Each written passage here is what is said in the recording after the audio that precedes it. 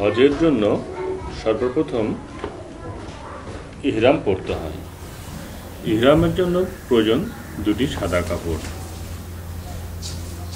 একটি সাদা কাপড় পরনের জন্য এবং আরেকটি সাদা কাপড় উপরের জন্য। নিচের কাপড়টি এইভাবে প্রথমে আমরা যেভাবে লুঙ্গি পরি সেভাবে পরতে হবে।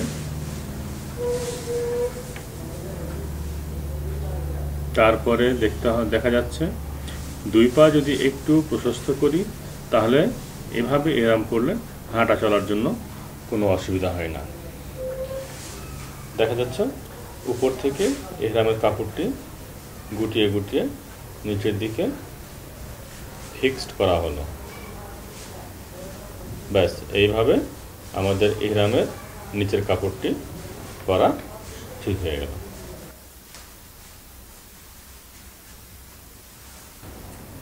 ডান পা বাম পা প্রশস্ত করলে বামে দিলে কোনো অসুবিধা হয় না।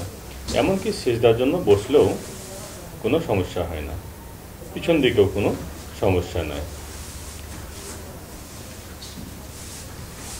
এবার দেখা যাক ইহরামের উপর কাপড়টি কিভাবে পরতে হয়। উপরের কাপড়টি প্রথমে চাদরের মতো করে গায়ে দিয়ে নিতে হবে।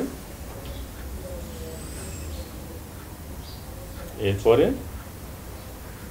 দুই ভাগে সমানে বিভক্ত করে আস্তে আস্তে ডানের অংশটি বড় করতে হবে এবং কাপড়টি বাম কাঁধের উপরে এবং ডান বগলের নিচ দিয়ে পেঁচিয়ে নিতে হবে। এই হয়ে গেল ইহরাম পরা।